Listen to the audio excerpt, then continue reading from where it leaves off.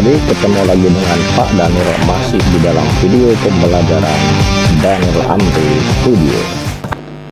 Di video kali ini kita akan melanjutkan materi metode ilmiah dan merancang percobaan. Untuk kalian yang belum subscribe, jangan lupa di subscribe dulu, di like, kemudian dibagikan ke teman-temanmu sebanyak-banyaknya. Apa yang dilakukan para ilmuwan di laboratorium? Ya, mereka melakukan percobaan. Lalu, apa yang dimaksud dengan percobaan? Percobaan adalah suatu tindakan untuk menguji suatu perkiraan dengan cara dan metode serta tahapan tertentu. Lalu apa saja tahapan-tahapan percobaan tersebut? Nah, mari kita bahas satu persatu tahapan demi tahapan dalam percobaan. Yang pertama kali kita lakukan adalah melakukan pengamatan atau observasi. Selanjutnya kita akan menyusun perkiraan atau hipotesis, kemudian merancang percobaan, dan selanjutnya melakukan eksperimen atau percobaan, lalu mengumpulkan data, selanjutnya mengambil kesimpulan. Nah, langkah-langkah tersebut tadi disebut dengan metode ilmiah. Nah, sekarang mari kita coba lakukan metode ilmiah. Mari kita lakukan pengamatan pada tumbuhan berikut ini.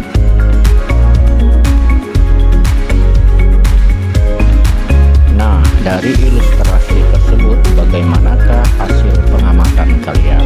Kita bisa simak bersama ya. Tanaman yang mendapatkan sinar matahari lebih banyak, warnanya lebih hijau cerah dibandingkan dengan tanaman yang mendapat sinar matahari yang sedikit. Lalu berdasarkan hasil pengamatan tersebut, mari kita buat hipotesisnya. Banyaknya intensitas sinar matahari mempengaruhi kesegaran tanaman. Langkah berikutnya, mari kita rancang percobaan untuk membuktikan hipotesis tersebut. Tujuan percobaannya adalah untuk menyelidiki pengaruh intensitas sinar matahari terhadap kesegaran warna tanaman. Lalu hipotesisnya, tumbuhan yang terkena sinar matahari tampak lebih segar warnanya dibandingkan yang tidak terkena sinar matahari. Lalu kita tentukan faktor-faktor yang mempengaruhi percobaan. Yang pertama, faktor yang kita ubah-ubah dalam percobaan ini yaitu banyaknya intensitas sinar matahari, dan faktor ini kita sebut dengan variabel bebas. Faktor yang berikutnya adalah faktor yang berubah karena percobaan yang kita lakukan, yaitu kesegaran warna tanaman. Nah, faktor ini kita sebut dengan variabel terikat. Lalu ada pula faktor-faktor yang kita anggap tetap atau tidak berubah. Misalnya jenis tanah, jenis tumbuhan, kadar air, dan lain-lain yang kita anggap tetap atau konstan. Nah, faktor-faktor itu kita sebut dengan variabel terkontrol. Nah, kalian masih bingung dalam memahami variabel dalam satu percobaan? Yuk kita bahas lebih rinci. Pengertian variabel adalah faktor-faktor yang kita teliti atau yang kita ukur. Misalnya, kesegaran warna tumbuhan dipengaruhi apa saja? Kesegaran warna tumbuhan bisa dipengaruhi oleh intensitas sinar matahari, jenis tanah, kadar air, jenis tumbuhan, dan lain-lain. Nah, berbagai faktor tersebut itu disebut dengan variabel. Variabel terbagi menjadi beberapa jenis. Yang pertama, variabel bebas, yaitu faktor yang bebas kita tentukan atau kita ubah dalam suatu percobaan untuk mengetahui akibatnya. Misalnya, pengaruh jumlah air terhadap pertumbuhan tanaman. Perhatikan ilustrasi berikut ya. Tanaman yang mendapatkan air lebih banyak akan tumbuh subur dibandingkan dengan tanaman yang mendapat sedikit air.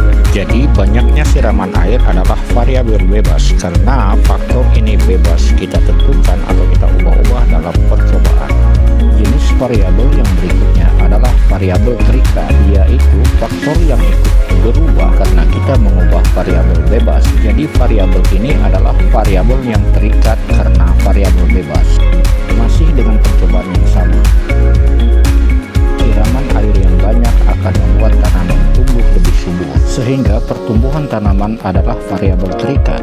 karena hal ini ditentukan oleh jumlah air, di mana jumlah air adalah variabel bebas. Jenis variabel yang berikutnya adalah variabel terkontrol, yaitu faktor yang sebenarnya juga mempengaruhi tapi dianggap tetap atau konstan. Misalnya, masih dengan percobaan yang sama, misalnya pengaruh jumlah air terhadap pertumbuhan tanaman. Faktor-faktor yang mempengaruhi pertumbuhan selain jumlah air ada jenis tanah, pupuk, sinar matahari, dan mineral. Ini semua dianggap konstan atau tetap.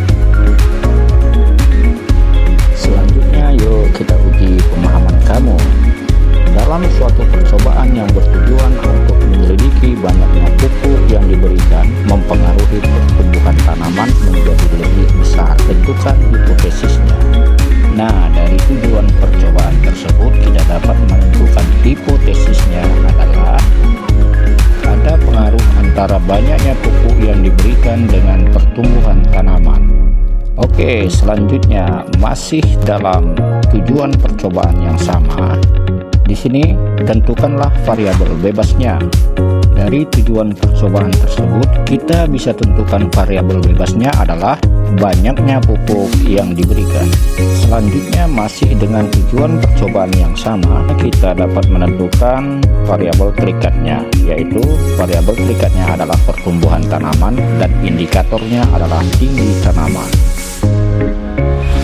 Sekarang kita kembali ke langkah-langkah metode ilmiah.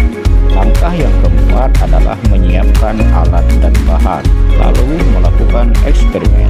Percobaan yang tadi kita lakukan adalah pengaruh intensitas sinar matahari bagi kesegaran warna tanaman. Maka alat yang kita butuhkan adalah pot siram, air, meteran ukur, catatan.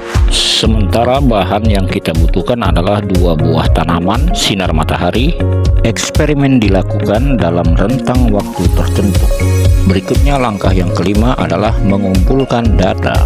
Setelah kita melakukan percobaan dalam rentang waktu tertentu, selanjutnya kita melakukan pengumpulan data dengan cara yang pertama mengamati warna tanaman, mengambil gambar atau foto tanaman, membuat catatan dengan tabel atau grafik. Berikutnya langkah yang keenam adalah membuat kesimpulan dan laporan berdasarkan data dan grafik yang didapat setelah melakukan percobaan. Nyatakan hubungan antara variabel bebas dan terikat. Nah, berdasarkan percobaan yang sudah kita lakukan, kita dapat menyimpulkan bahwa sinar matahari mempengaruhi kesegaran warna tanaman, yaitu sinar matahari yang cukup banyak membuat warna tumbuhan hijau segar. Nah, adik-adik, mengenai metode ilmiah dan melakukan percobaan sudah kita bahas tuntas. Mudah-mudahan bermanfaat dan dapat dipahami. Jangan lupa untuk menyimak video bagian 3, yaitu mengenai pengukuran. Sampai di sini dulu, dadah.